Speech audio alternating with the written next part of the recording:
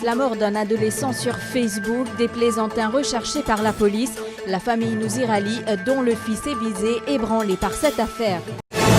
Une maison détruite par un incendie à 4 bornes. Le propriétaire s'en sort sans blessure, ce qui n'est pas le cas pour son chien. Ce dernier a péri dans l'incendie. Le rapport du PRB sera publié en 2020. Sa mise en application prévue, elle, pour l'année suivante. Précision apportée par le Premier ministre au Parlement ce matin. Rachid Imrid prend à contre-pied le secteur privé. Le syndicaliste pas d'accord avec le ciblage de la pension de vieillesse comme préconisé dans le mémoire de Business Mauritius dans le cadre du prochain budget. Et le groupe État islamique a revendiqué les attentats contre des églises et des hôtels qui ont fait au moins 320 morts dimanche au Sri Lanka. Bonsoir à tous. Des plaisantins qui n'ont pas encore été identifiés par la police ont annoncé la mort d'un adolescent sur Facebook, ayant même poussé la mauvaise blague jusqu'à faire des photomontages. Les auteurs de cet acte ont provoqué un branle-bas de combat chez la famille Nouzirali à Plaine Verte. Pour cause, leur fils de 16 ans est bel et bien vivant. Les précisions de Mima Omir Dahari.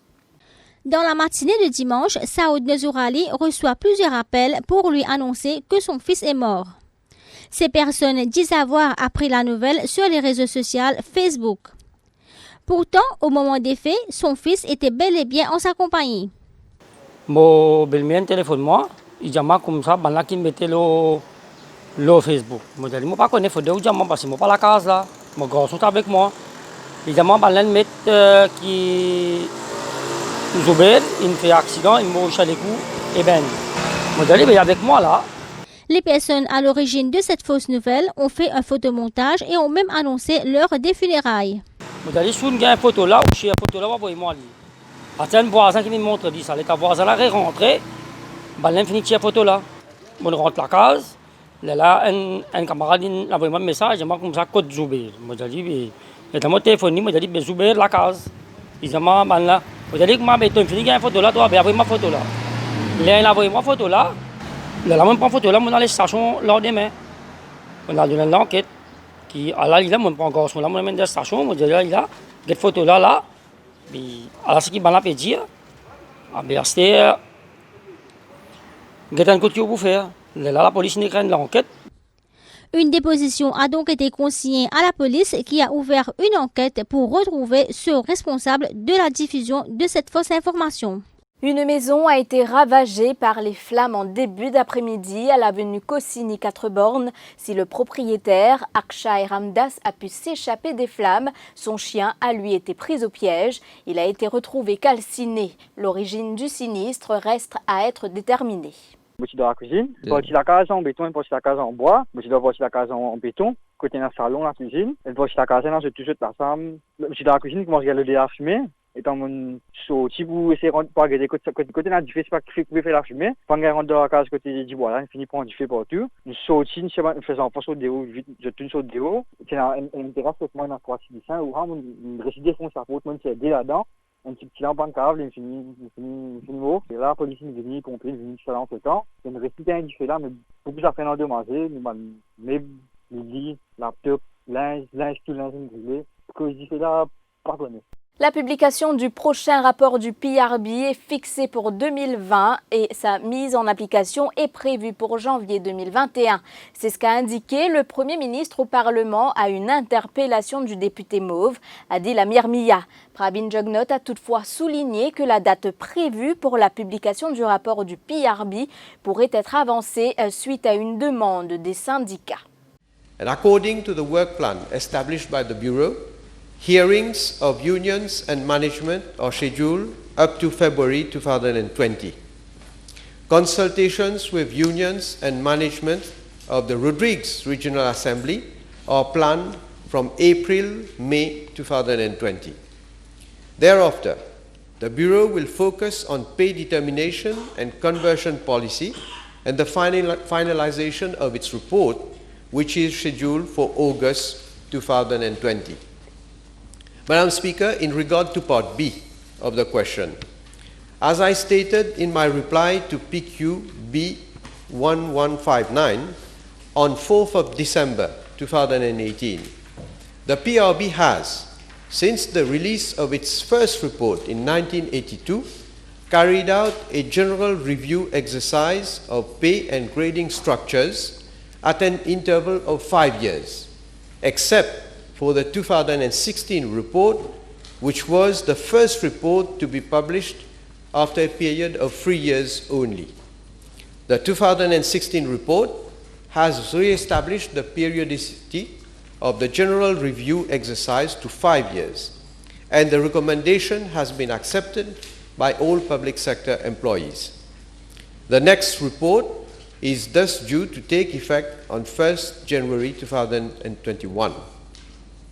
Notwithstanding this, I have received requests from the Federation of Public Sector and other unions to prepone the publication of the next PRB report to September-October 2019 for implementation as from 1st January 2020, and for the payment of an interim increase equivalent to 3 increments to all employees of the public sector. These requests are under consideration.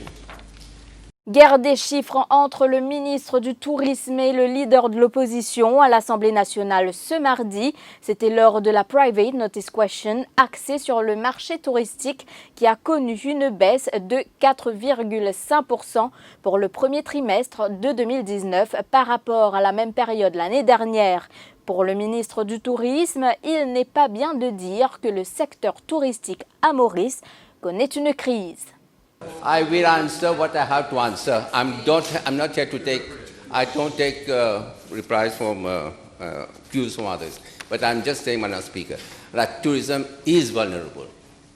It is an industry that is subject to all sorts of things happening in the world, and we are an island state, and we have to take account of everything that's going on.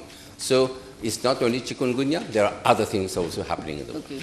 Speaker, I am shocked at the ostrich attitude. I am really shocked, sincerely shocked, at the ostrich-like attitude of the Honourable Minister of Tourism, Madam Speaker. But let me take another angle. The UK, dramatic fall in Mauritius, even with the croisière. But in the Seychelles, it is up 42%. Sri Lanka up 6%. Maldives up 14%. So what is the reason? I've just said in my reply that it is the air access policy adopted by those countries.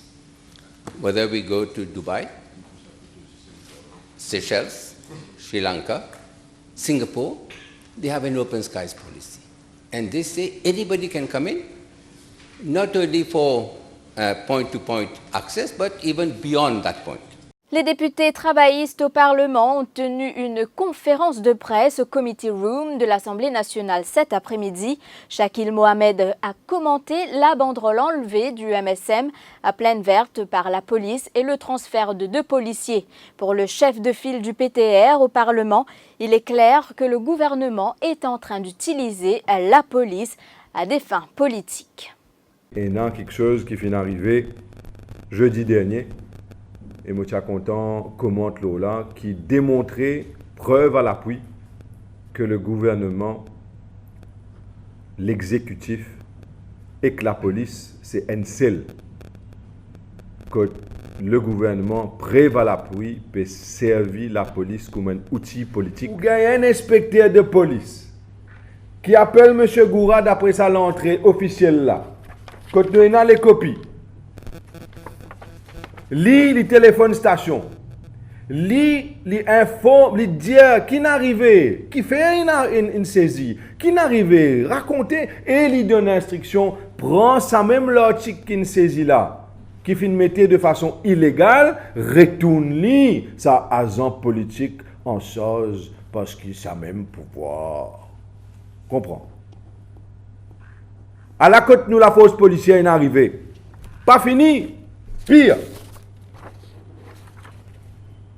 Fin remettre fédéral ce streamer là, fin remettre les code pénal droit mettre de façon illégale parce que la police, certains superior officers, fin cautionne ça acte illégal là. Rachid Imrit monte au créneau au sujet de la pension de vieillesse. Le syndicaliste a dénoncé le lobby pratiqué par les grands patrons pour introduire le ciblage et pour repousser le paiement de la pension de vieillesse à 65 ans.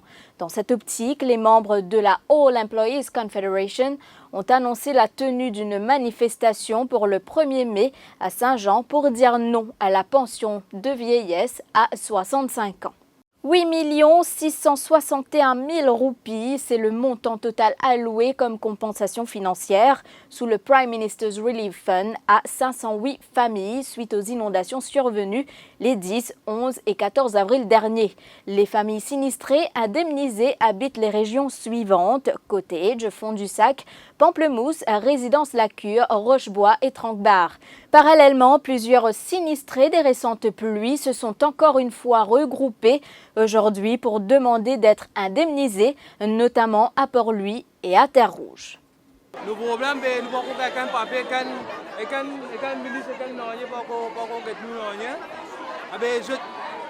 une élection, je dis à nous.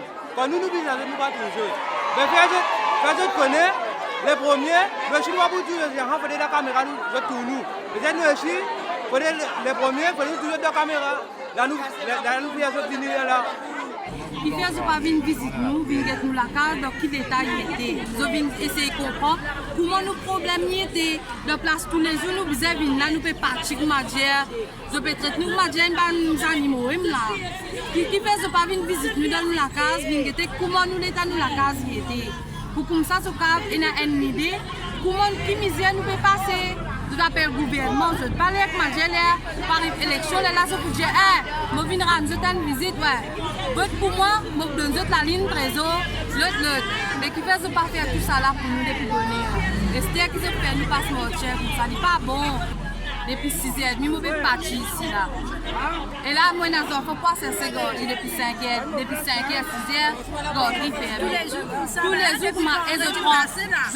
je prends le temps ici. Et une spectaculaire opération policière digne d'un film de Hollywood s'est déroulée à Taoumazina, également appelée Tamatave à Madagascar. Hier, la police malgache a eu vent qu'une Range Rover transportait de l'héroïne. Les policiers ont pris en filature le véhicule. Après une course-poursuite, les limiers sont parvenus à intercepter la Range Rover. Au total, une cargaison de 250 kg d'héroïne en provenance d'Afrique du Sud a été saisie. Elle était destinée au marché mauricien selon la police malgache. Revoir la corporate income tax de 15% à la baisse, c'est ce que propose la Chambre de commerce et de l'industrie de Maurice pour le prochain budget. Une corporate tax de 5% pourrait être analysée selon ce rapport. La MCCI qui préconise également une réforme fiscale en profondeur. Le groupe État islamique a revendiqué les attentats contre des églises et des hôtels qui ont fait au moins 320 morts dimanche au Sri Lanka, a rapporté l'organe de propagande de l'organisation djihadiste Hamak. Les auteurs des attaques ayant visé des ressortissants des pays de la coalition anti-État islamique et les chrétiens au Sri Lanka avant-hier sont des combattants de l'État islamique, a annoncé le groupe djihadiste. L'État islamique ne fournit cependant aucune preuve à l'appui de sa revendication. Toujours en conflit avec l'Iran, Donald Trump a décidé de mettre à exécution ses sanctions avec un embargo sur le pétrole iranien qui pourrait avoir pour conséquence une nouvelle baisse de la production et une hausse du prix du baril qui a déjà bien augmenté depuis janvier. C'est ici que prend fin cette édition. Merci d'avoir été des nôtres. L'information continue sur le www.defimedia.info.